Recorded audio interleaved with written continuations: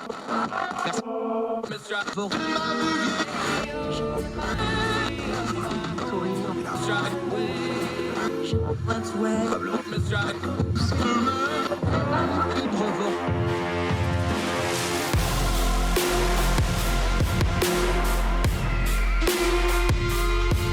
your host, Andrew Donaldson. This is Heard Tell. Welcome back to Heard Tell. Thrilled at this one. This is going to be fun. One of the reasons I do this is I get to talk to all my Twitter buddies that I'd otherwise not get to talk to. I get to do that today. Our buddy Jim Swift's on. He's a senior editor at The Bulwark. You might remember him from the Weekly Standard way back when I first started following him. He is a member of Twitter Supper Club in good standing and a defender of all things Ohio online. Jim, how are you, sir? Hey, I'm a Browns fan, but go Bengals. Yeah, that's a hard team not to like. Just the way they play. Burrow's great. There's nothing unlikable about him. It's just a fun team to watch and a fun team to root for if you're a neutral like me.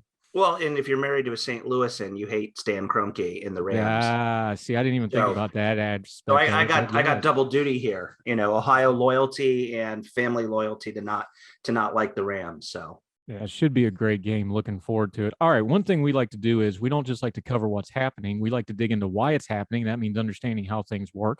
I'll put my hand up. I'm guilty of it. I know you're guilty of it because you write for them too. But we all love to bash on Congress, but we don't stop sometimes and understand how Congress actually works. And you have a piece out at the Bulwark about the congressional staffers. I don't think people realize, because I didn't until I started doing the workup for this.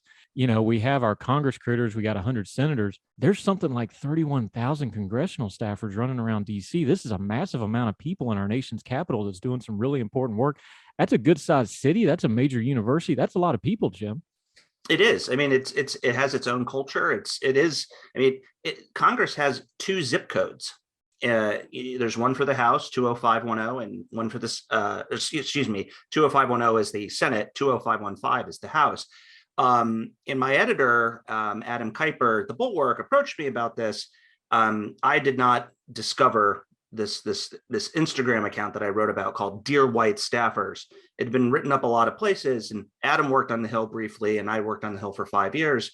And he goes, Jim, I really think you should look into this account and write a story about it, because you used to be a Hill staffer. I mean, I dump on Congress all day now, and it's part of my job, but I also used to work for Congress critters, as you call them.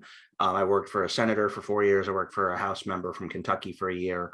So I was really interested to write about this account, and I'm glad you liked the piece and happy to talk about it. Yeah. And let's just start there, because you were kind of a different era, because that was not really the social media and the media environment we live in now. And you talk about a little bit in the piece is one of the reasons we have awareness of these staffers now is they've all got their own social media. They all got their Instagram accounts. They got their own Twitter accounts. We've seen it happen where some staffs have pretty famously blown themselves up over the last few years because of their texting, tweeting, and or otherwise getting their opinion out over top of their bosses, which never goes well in any field, especially politics. Talk about that, though, because you were there. But this is kind of its own different beast now with the technology and the media environment we're in, isn't it? Yeah, and I think in my piece I wrote it's a positive thing. I mean, look, social media is a double-edged sword, and I think anyone, you can pick any industry, you can pick any city of a story about somebody self-immolating on social media and ruining their career. Right? It doesn't matter what they do, doesn't matter where you live. Once you do something that becomes notable or becomes viral, people will find out where you work. They'll complain to your employer. In some cases, they'll get you quote unquote canceled. But in a lot of cases, it's also justified, right? One of the examples I linked to was there were these congressional staffers tweeting out hashtag D2R, December to Remember, that they were just getting drunk on the taxpayer dime during daylight hours in their congressional offices. Now, I will readily admit to having consumed alcohol in a congressional office before the sun went down. But it's not something you should be bragging about. It's not something you should be tweeting about. But like, we also weren't drunk. I also worked for a member from Kentucky, and he was the chair of the House Bourbon Caucus. So, it's a double-edged sword. And back when I started working on the Hill, Twitter didn't really exist until like 2008, right? And I started in 2007. I mean, there was MySpace, there was Facebook. I remember Claire McCaskill, a Missouri senator down the hall, she was tweeting. She was one of the first senators to tweet, and it was horrifying. I'm like, oh my gosh, Now, I worked for a very straight-laced Presbyterian senator from Arizona. We had a Twitter account, and all it did was tweet out the press releases. But it became kind of performative over the years. And you see Ted Cruz, for example, these days. I mean, I don't think Ted Cruz wants to be a senator anymore. He just wants to tweet stuff from the Babylon Bee about Joe Rogan. I mean, does this really rise to the level that United States senators should be talking about what private companies do with their contracts? I mean, no, this is not stuff that government needs to be involved in, but that's stuff that now, if you work for a senator, there's almost this expectation that you have to weigh in on it. But what I thought what was really interesting about this Dear White Staffers account was people who don't work on the Hill don't know what it's like. And now these anonymous people are taking complaints that previously would have been shared on BlackBerry Messenger or in list servers and whatnot, and they're airing it to the world. And spoiler alert, Congress is not always a great place to work. No, and before we get into the actual issues, though, part of the problems with why it's not a great place to work is things like pay, things like staff size, things like how the intern programs are managed, things like this. This stuff is pretty hard set in stone because Congress writes these things into law themselves, and they haven't really been updated and or changed in a long time, have they? Right. I mean, this account is pushing unionization. I'd like to push that argument to the side, because what they're really doing is highlighting some of these issues that people of color deal with. The Hill is overwhelmingly white, and it is easier to get a job there if you are rich, and in which case, as I said, pretty much white. I mean, the whiteness of the Hill is astounding. Because to become an intern, if you're lucky to get paid. I mean, back in the day when I worked there, I was never an intern. Interns didn't get paid; they got college credit. Now DC requires that interns get paid, and so they get stipends and all these other sorts of things. But DC is a very expensive place to live.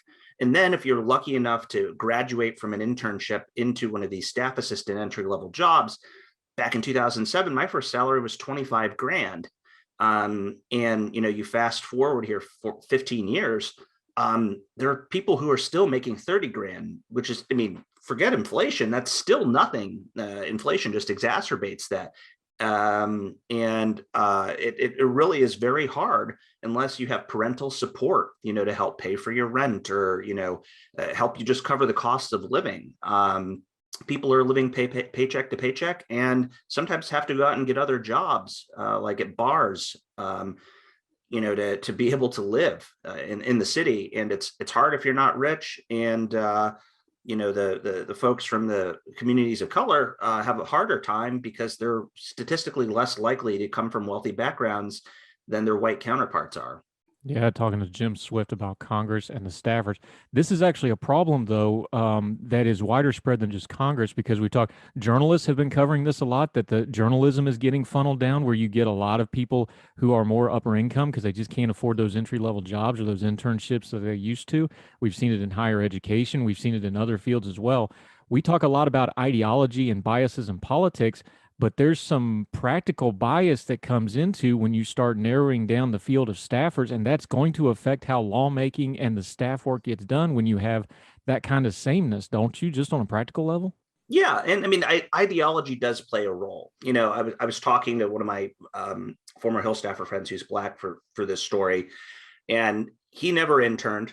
But when he graduated from college, he went down and beat down all the doors of Democrats. And he told me that the first person who gave him a job was the only person he worked for out of a sense of loyalty, because he was so lucky that he got the job.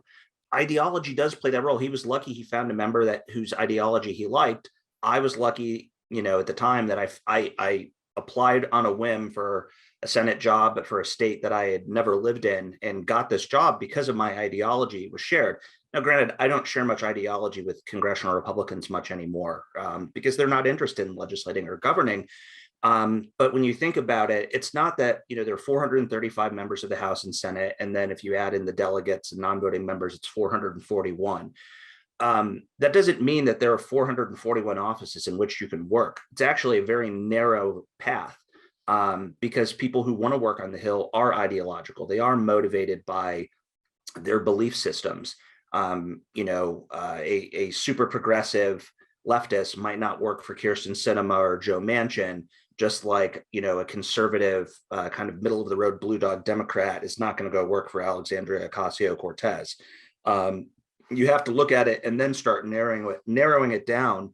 And then that means that there are even fewer jobs that you could potentially take. I really like that this account is sort of shining a light on the bad members of Congress and how the ones who mistreat their staff, that used to be just like the Whisper Network, but now they're just calling out people publicly. And there's nothing that those legislators can do about it. The turntables have turned, as Michael Scott said.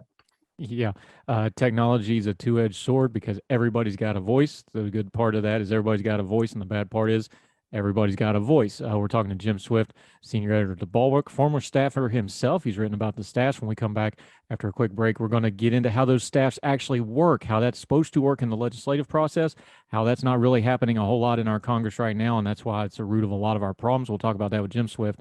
Hertel comes back right after this.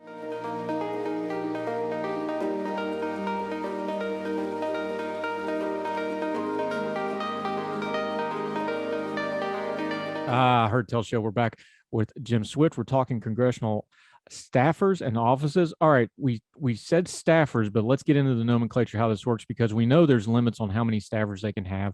House offices are capped at like 18, but in reality, they usually have 2 or 3 quote unquote pro staffers. And then they have these other levels under them, interns, and then they have other people under that. Just kind of explain to people how a typical congressional office actually works, the staff levels, so that we're all on the same page here. Sure. Congressional offices are constrained in part by the members' allowance, their annual budget for how much they can pay folks, right? Now, the federal government will pick up, the health insurance, they'll pick up their thrift savings plan, and eventually, if they serve long enough, their pension. But the first constraint is your top level of how much money you have to spend on things. And that includes envelopes, pens, computers, all this other kind of stuff. But salaries are, of course, the biggest driver because you're not paying rent for your congressional office. You do have district offices, and depending on how gerrymandered or crazy your district is, you could have 1 or 2 district offices, or you could have 4. And, those things could be in a nice strip mall, or it could basically almost be like a trailer. I mean, some members of Congress even have RVs for mobile offices that they pay for. But when it comes to your Washington staff, like a House member might have 8 or 9 or 10 people on their personal office staff, because you don't get the bigger offices until you've been there a long time. And even when you get the bigger offices, they're not that much bigger. My boss was middle of the road, member of the House Ways and Means Committee. Our office was in Longworth. It was basically 3 big rooms. We had a room where the chief of staff and the scheduler were, and that's where people would wait. We had the member of Congress's office in the middle, and then we had, the bullpen in the back where me and the LCs, the legislative correspondents, and the fellow legislative assistants, who were kind of the mid-senior level policy people, had offices. And there's a little bathroom in there, but these things aren't huge. Now, senators can have upwards of, like 20, 25 people on staff because they represent entire states. And senators tend to get a bigger budget than your House member does because they represent a lot more people. Think of Dianne Feinstein, a California senator, and compare what she might need to represent California to Jack Reed, senator from Rhode Island, which is a very small state. They don't tend to have as many staffers there, and Senate staff tend to get paid a little bit better than House staff do, but at the lower rungs, not by very much.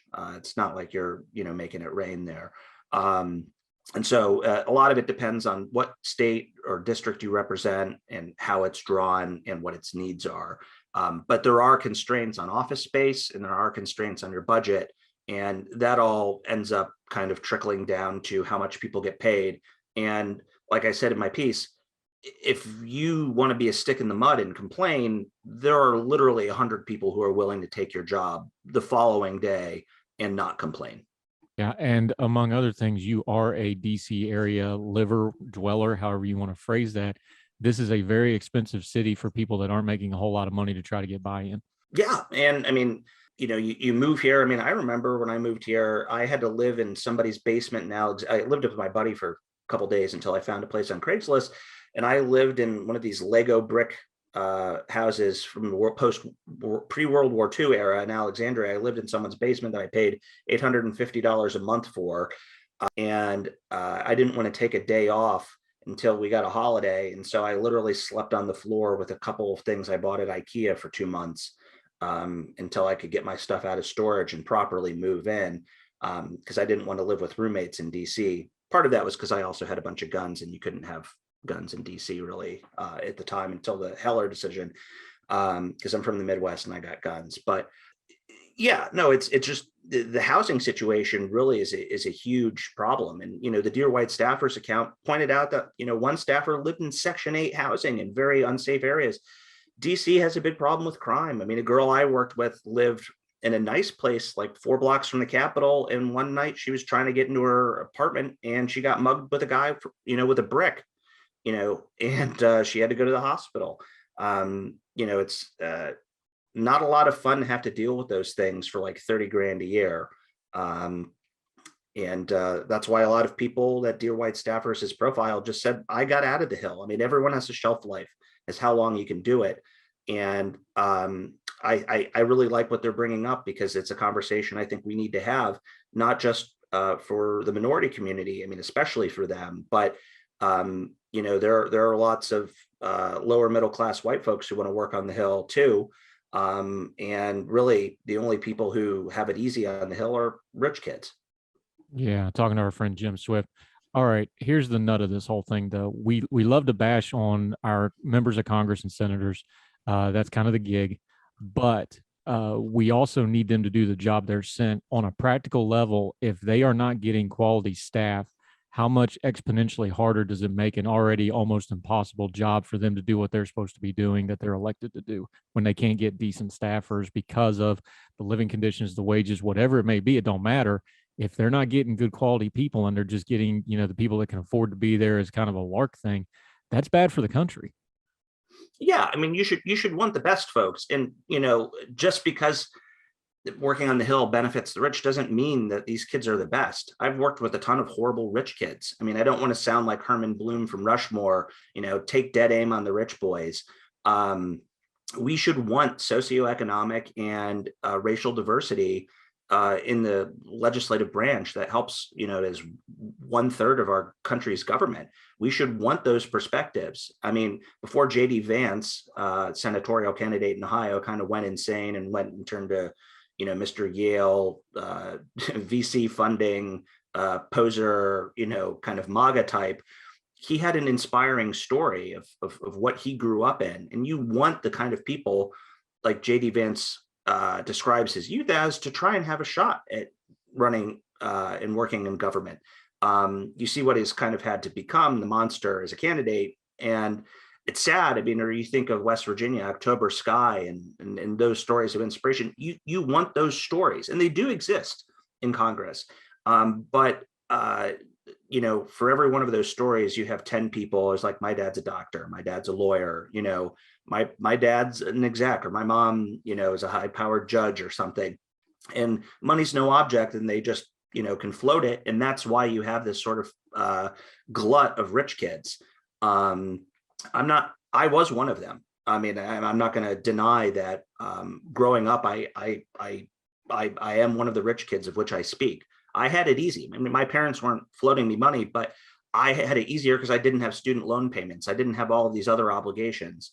I was able to make it on my own because my parents made it easy for me to get to that point, whereas other kids didn't have that opportunity.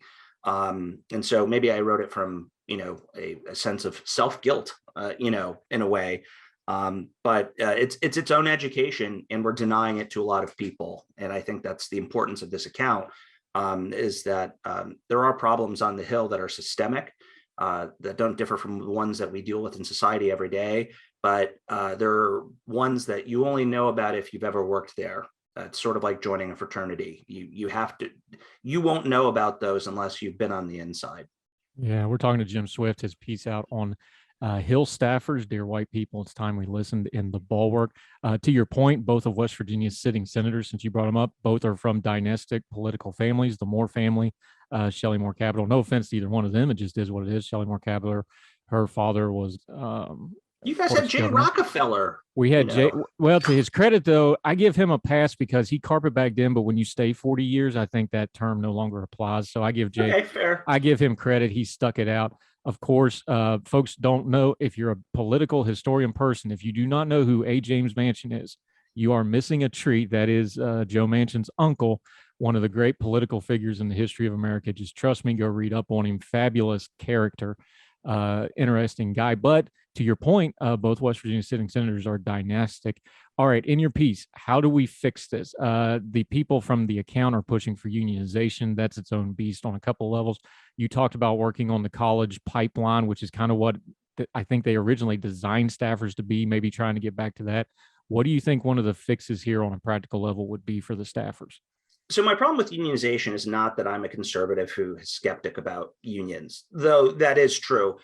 What I write in the piece is the only offices that are likely to unionize are the offices that probably need the benefits of unionization the least. There are, and I was talking with a former Democratic staffer who worked for Harry Reid, and I was just like, can you imagine some of these really bad Democrats like Sheila Jackson Lee? I'm like, can you imagine if Sheila Jackson Lee, from Congresswoman from Texas, if her office tried to unionize? And she's like notoriously a bad boss. And we just kind of got a laugh out of that. And so it's like, yeah, the squad's offices would unionize immediately, but some of these kind of crazier Democrats probably wouldn't. I'm not sure you'd see much unionization on the right because historically the right is not very supportive of unions. The best fix, and I like what the Black Staffers Associations came up with. I don't like the idea of a Rooney Rule 2.0, which is one of these suggestions that it seems like tokenism, and we've seen how the NFL has dealt with the Rooney Rule. I mean, good, well intended, but I mean, give me a break. I like this idea of a pipeline from historically Black colleges and universities. May not help Republicans as much because I'm not sure Howard has a Turning Point USA chapter there. But one of the things that I think that probably stands a greater chance of success is Congress gets to make its own rules. Senate can make its rules, the House gets to make its own rules, and that's under the Constitution. Rather than unionization, I think that these folks should push their leadership to come up with minimum living wages for staff positions. Now, of course, Congress being Congress, they'll find ways around it, but there should be a figure that we can all agree upon that a entry-level staff assistant should make, that a legislative correspondent, these are people who look at your emails and the letters you write and the phone calls you make asking what your boss's position is. These are the people who write those and take meetings with constituents.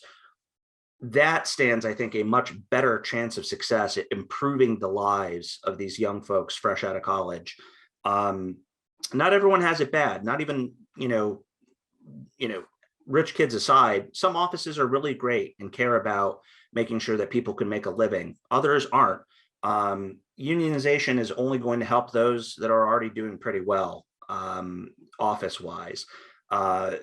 So I think this sort of coming up with living wage thresholds for staff positions is something that more so the House than probably the Senate can consider,